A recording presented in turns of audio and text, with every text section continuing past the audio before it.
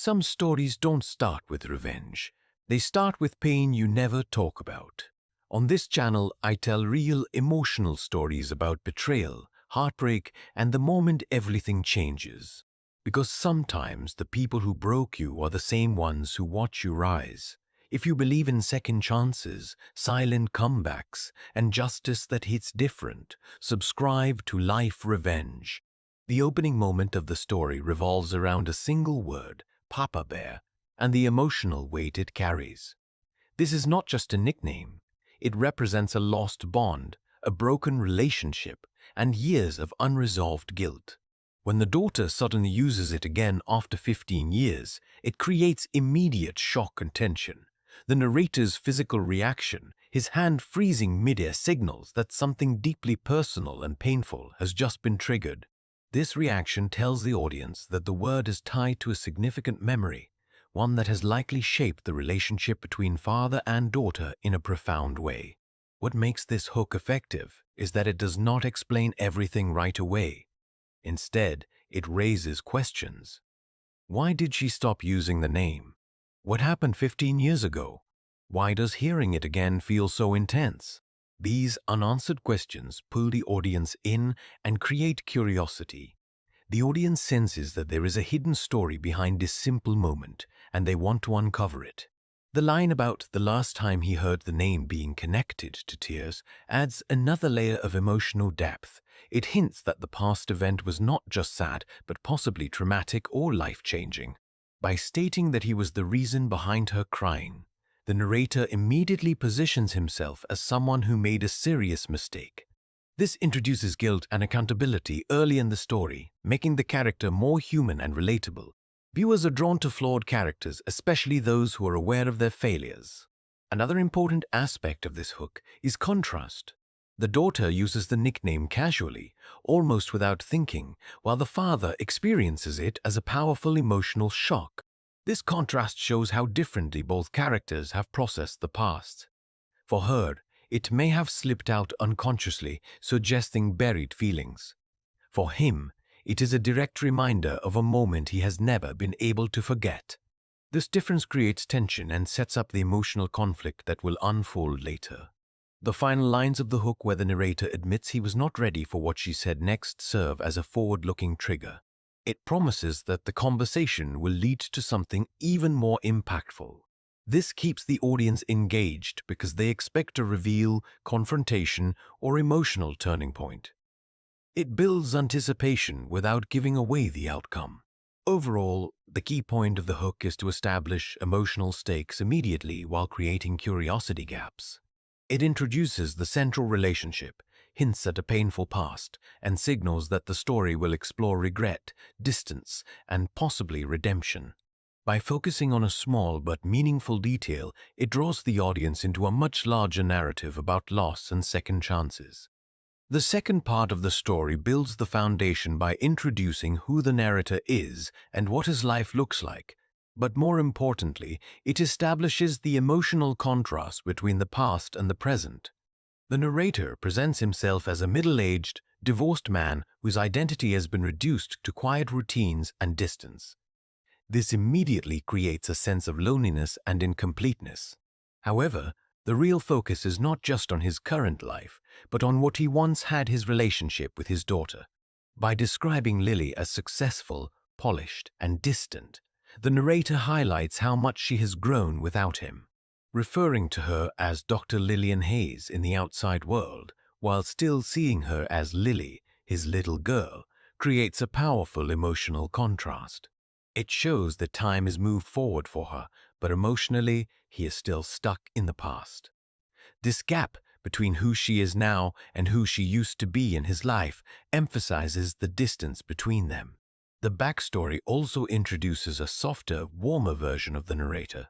He is shown as a hard-working father who took pride in providing for his family. His job in construction symbolizes effort, sacrifice, and physical exhaustion, yet he frames it as something meaningful because it allowed him to come home to his daughter. This establishes that he was not always a broken or neglectful person. There was a time when he was present, loving, and emotionally available. The repeated use of the nickname Papa Bear during this phase reinforces its importance. It represents safety, trust, and unconditional love. When Lily used to run into his arms and call him that, it symbolized a strong emotional bond where he was her protector and comfort. This detail is crucial because it shows what is at stake. The audience now understands that the relationship was once full of warmth and connection, which makes its eventual breakdown more painful. Another key element here is the emotional framing of memory. The narrator is not just recounting events, he is reliving them with a sense of longing and regret. His descriptions of simple moments like watching TV with his daughter asleep on his chest create intimacy and authenticity. These are small, relatable experiences that make the story feel real and grounded. They also serve to humanize the narrator, making the audience more willing to empathize with him, despite knowing that he will later make a serious mistake. The final line of this section, where he admits, "and then I ruined it," acts as a transition into the conflict. It is simple but powerful because it shifts the tone from warmth to guilt. Instead of blaming circumstances or other people, he takes responsibility. This builds credibility and emotional depth as the audience begins to trust his perspective. It also increases curiosity, as the audience now wants to know exactly what he did to destroy such a meaningful relationship. This part of the story is essential because it creates emotional investment. By showing what the narrator had before losing it, the audience feels the weight of that loss more deeply. It sets up the stakes for everything that follows, making the conflict, struggle, and eventual resolution more impactful because they are rooted in a relationship that once truly mattered. The third part of the story introduces the central conflict, and it does so by shifting from stability to emotional collapse. Up until this point, the narrator has shown a life that, while simple, was grounded in love and routine. The sudden departure of Lily's mother disrupts that foundation completely. This moment is not just about a broken marriage. It represents the beginning of emotional instability for the narrator, and a turning point that affects his ability to function as a father. The lack of warning or explanation intensifies the shock, making the situation feel abrupt and uncontrollable. What makes this conflict compelling is how it unfolds internally rather than through dramatic external events. The narrator does not lash out immediately or create chaos. Instead, he begins to deteriorate quietly. His attempt to hold it together for Lily shows that he is aware of his responsibility, but he lacks the emotional strength to follow through. This creates a layered conflict where the audience can see both his intention to be a good father and his inability to actually fulfill that role. The introduction of alcohol as a coping mechanism is a critical turning point within the conflict. It starts in a relatable way, using it to sleep or numb the pain, but gradually becomes a dependency. This progression feels realistic and grounded, which makes the story more believable. The audience understands how easily temporary relief can turn into a destructive habit, especially when someone is dealing with emotional loss. The fact that this change happens over time rather than instantly adds depth and authenticity to the narrator's downfall. Lily's role in this section is equally important. Instead of reacting with anger or rebellion, she responds with quiet concern and emotional maturity. When she holds his hand and reassures him, the dynamic between parent and child subtly reverses. This is a powerful storytelling element because it highlights how much pressure the situation has placed on her. She is forced to step into an emotional role that is not appropriate for her age, which deepens the sense of injustice in the story. The line where she says, "It's okay, Papa Bear," carries significant emotional weight. It shows that she is still trying to preserve the bond they once had, even as it begins to fracture. For the audience, this creates tension because they can sense that something is about to break. The innocence in her actions contrasts sharply with the narrator's growing detachment, making the situation more painful to watch. This part of the story also sets up the emotional stakes for the upcoming breakdown. The conflict is no longer just about a failed marriage. It becomes about a father losing his connection with his daughter. The audience begins to anticipate that the narrator's behavior will have lasting consequences, and that anticipation keeps them engaged. Another key aspect is the narrator's self-awareness. Even though he is still in the middle of his decline, the way he recounts these events shows that he understands, in hindsight, where things started to go wrong. This reflective tone adds credibility and emotional depth as it frames the conflict not just as something that happened, but as something he now regrets deeply. Overall, this section establishes the core problem of the story. A man who, unable to cope with his own pain, slowly becomes the cause of pain for someone who depends on him the most. The fourth part of the story deepens the emotional impact by focusing on the consequences of the narrator's actions and the gradual breakdown of his relationship with his daughter. This is where the conflict becomes personal and irreversible. Instead of broad descriptions of struggle, the narrative zooms in on a specific moment that symbolizes everything that went wrong. The scene where Lily gives him a drawing is simple on the surface, but it carries immense emotional weight. It represents her attempt to reconnect, to bring back the warmth they once shared, and to remind him of who he used to be. The narrator's state in this moment is critical. He is not just distracted, he is completely consumed by his addiction and emotional numbness. His inability to engage with something so meaningful highlights how far he has fallen.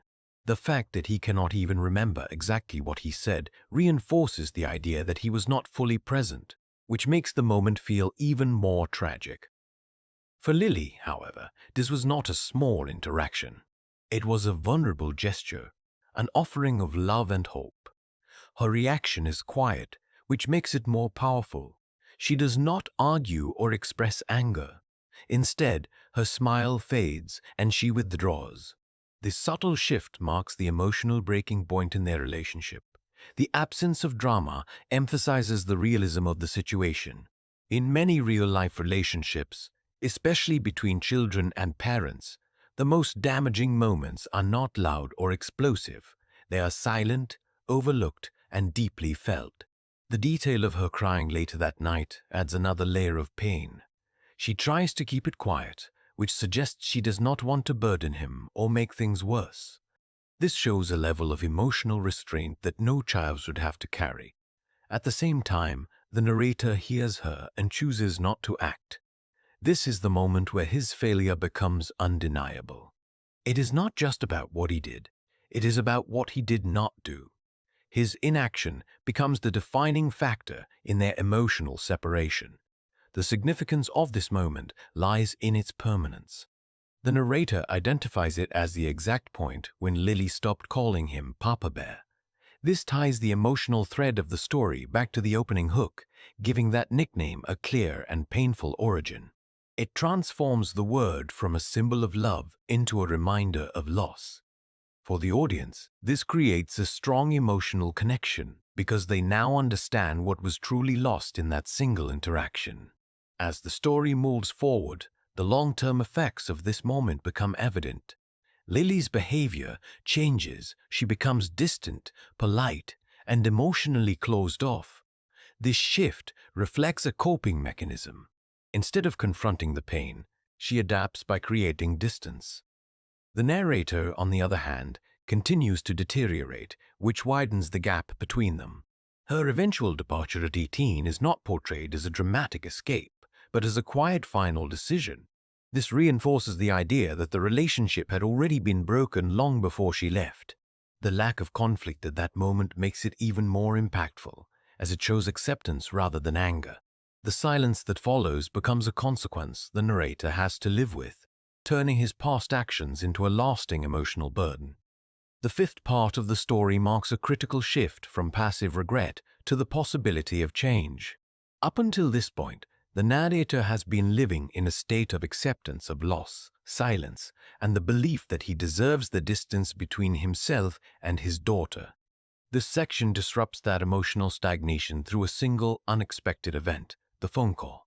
The randomness of the call is important because it emphasizes that the narrator was not actively seeking redemption. In fact, he had settled into a life where reconnecting with his daughter no longer felt possible. This makes the moment feel almost unreal, as if something long buried has suddenly resurfaced. The hesitation before answering the unknown number reflects the narrator's internal state. It is not just about picking up a call, it is about confronting a past he has avoided for years. When he finally answers and hears Lily's voice, the emotional impact is immediate.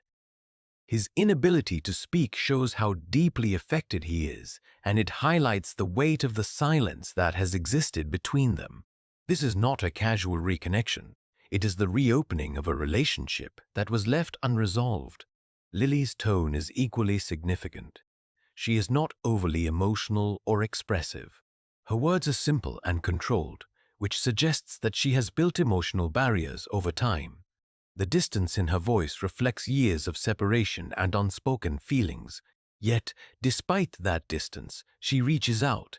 This decision introduces a layer of curiosity. Why now? What has changed? The story does not answer these questions immediately, which keeps the audience engaged and invested in what will happen next. The invitation to meet is the true turning point. It represents an opportunity, but not a guaranteed resolution. The fact that the dinner is set at her place rather than his is a subtle but powerful detail. It shows that she is maintaining control over the situation and setting boundaries. This is not a return to the past. It is a cautious step forward on her terms. For the narrator, this reinforces the idea that trust has not yet been restored and that he must approach this moment carefully. Another important element in this section is the narrator's reaction. He does not question her motives or demand explanations. Instead, he simply accepts. This reflects growth even before the actual reunion takes place. In the past, he avoided responsibility and confrontation. Now, he is willing to face whatever comes, even if it is uncomfortable or painful. His decision to say yes without hesitation shows that he recognizes the importance of the opportunity and does not want to risk losing it. Emotionally, this section builds tension rather than releasing it. The audience understands that the upcoming dinner will be significant, but they do not know how it will unfold. There is a sense of anticipation mixed with uncertainty. Will it be a reconciliation, a confrontation, or something in between? This uncertainty keeps the narrative engaging and sets the stage for the emotional payoff that follows. Ultimately, this part of the story is about reopening a closed door. It introduces hope, but in a restrained and realistic way. The past has not been erased, and the pain has not been resolved. However, for the first time, there is a chance to address it. The narrator moves from a position of passive regret to active participation, stepping into a moment that could either heal old wounds or deepen them depending on what happens next.